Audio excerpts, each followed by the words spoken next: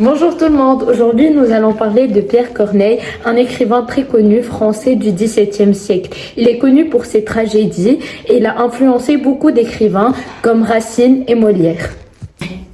Les débuts de Pierre Corneille. Corneille, il est né en 1606 à Rouen, en Normandie. Il vient d'une famille aisée. Son père était l'avocat du roi et lui aussi, il a suivi des études de droit. Mais Corneille n'était pas seulement intéressé par la loi, il aimait aussi le théâtre et la poésie, ce qui a fait ses débuts en 1620. Ses premières œuvres, sa première pièce, Mélite, est une comédie écrite en 1629. Elle raconte une histoire d'amour compliquée entre plusieurs personnages et le public adore.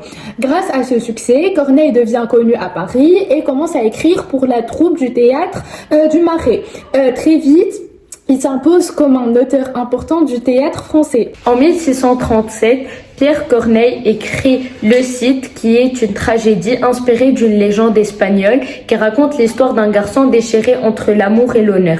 Le public adore cette pièce malgré que les autres écrivains la critiquent car elle ne respecte pas toutes les règles du théâtre classique.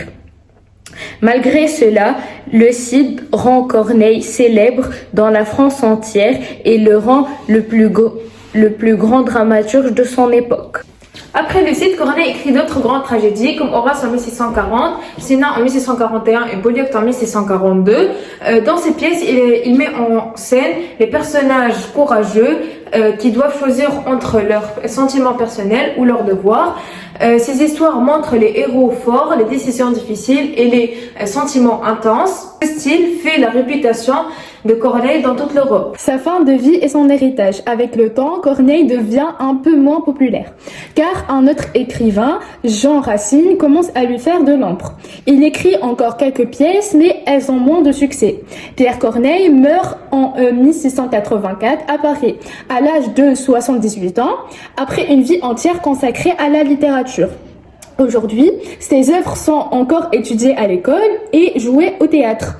Il reste un symbole du théâtre classique français, avec un style noble et des thèmes toujours actuels.